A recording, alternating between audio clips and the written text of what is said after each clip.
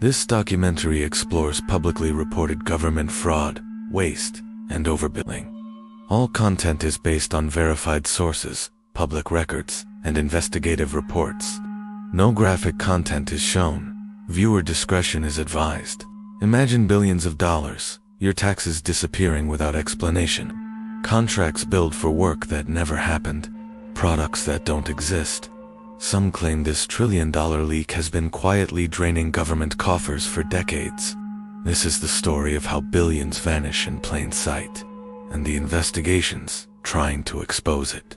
In late 2025, a new federal agency was launched with a monumental task to find and stop the bleeding of taxpayer dollars.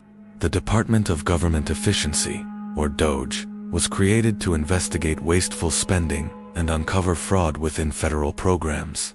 For years, government auditors had been documenting hundreds of billions in what they called improper payments annually. These were funds that shouldn't have been paid, or were paid in the wrong amount. But even those staggering numbers were just the tip of the iceberg.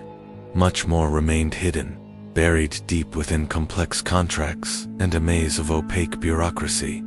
The system seemed designed to obscure the truth.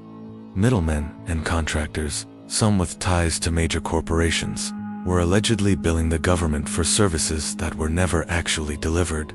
Think of it like a ghost employee on a payroll, but on a massive scale involving entire companies.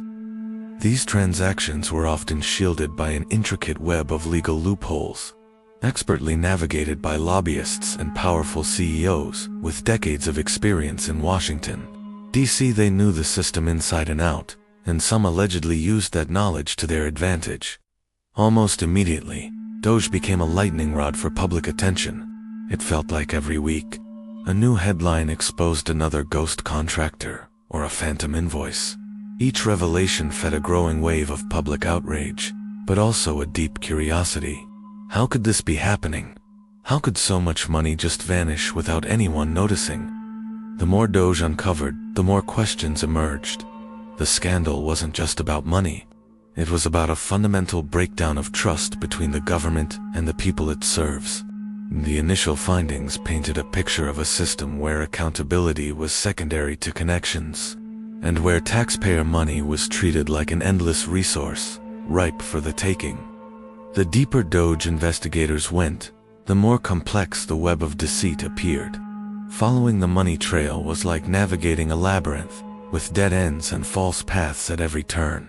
They began to identify clear patterns of deception, methods used repeatedly to siphon funds away from public services and into private hands. One of the most common tactics was something they termed ghost billing. This was the practice of submitting invoices for labor, consulting services, or even expensive equipment that simply did not exist. Companies would claim they had teams of experts working on a project, but those experts were phantoms. They would bill for high-tech gear that was never purchased. The government would pay the invoice, and the money would disappear. Then there was the issue of overcharging. This was a more subtle, but equally damaging form of fraud. Contractors would provide a service, but they would bill for it at wildly inflated rates, sometimes hundreds of times more than the actual cost. A $10 screw could be billed as a $1,000 precision component. A simple software update could be invoiced as a multi-million-dollar system overhaul. Without rigorous oversight, these inflated costs were simply paid, no questions asked. To make the money even harder to trace, some of the funds appeared to flow through offshore channels, using a network of shell companies and exploiting legal loopholes in different countries. The true owners of the money could remain anonymous. The cash would move from one account to another, crossing international borders, until its origin was almost completely obscured. It was a sophisticated system designed to launder taxpayer money on a global scale. The investigators started connecting the dots. They found that some of these contractor companies were registered at virtual addresses, P.O. boxes or shared office spaces that housed hundreds of other businesses, none with any real physical presence. They uncovered personal connections between corporate executives and high-level lobbyists, revealing a cozy network of insiders who seemed to benefit from these arrangements. Perhaps most alarmingly, They found contracts that were renewed year after year, sometimes for decades, with minimal oversight or review. Once a company was in the system, it seemed they could stay there indefinitely. As DOGE began releasing its findings, it claimed to have recovered billions of dollars.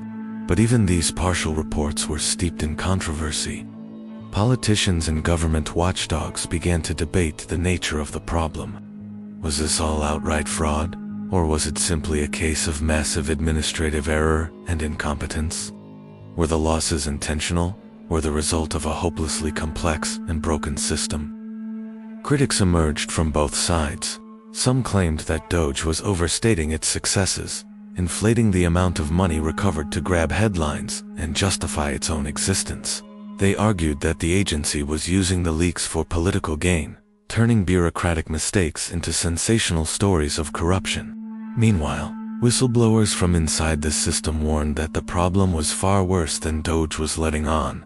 They claimed that billions more were still hidden, protected by powerful figures who had yet to be held accountable.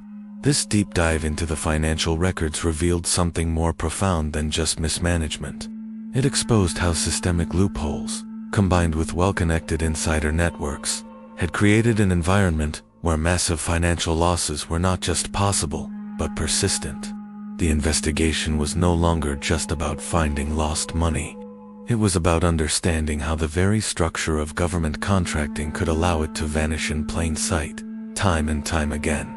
Today, the investigation continues. The work of DOGE is far from over. As a result of their findings, some of the most questionable contracts have been canceled, and a portion of the missing funds has been recovered. Several CEOs and middlemen are now facing intense scrutiny from both Congress and the public. Yet, very few have been charged with any crime. The line between aggressive business tactics and criminal fraud can be difficult to prove in court, especially when shielded by layers of corporate law.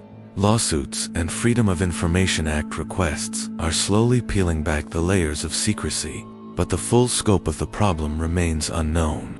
The biggest questions are still unanswered. How much of this missing money was the result of deliberate fraud versus simple oversight or administrative error? It's a critical distinction, as one implies criminality, while the other suggests a deep-seated incompetence. More importantly, will lawmakers finally act to close the loopholes that allowed this to happen in the first place? Will they reform the contracting process to ensure transparency and accountability are built into the system? And perhaps the most crucial question of all, can the public ever fully trust that their taxpayer dollars are secure? The ongoing work of the Department of Government Efficiency highlights the fragility of federal oversight. It shows just how difficult it is to hold powerful insiders accountable, even when the evidence of wrongdoing seems overwhelming. The story is a stark reminder that in the vast machinery of government, the potential for waste and corruption is ever present, and the fight for accountability is a battle that never truly ends. This is Criminal Verse, where every crime hides a story.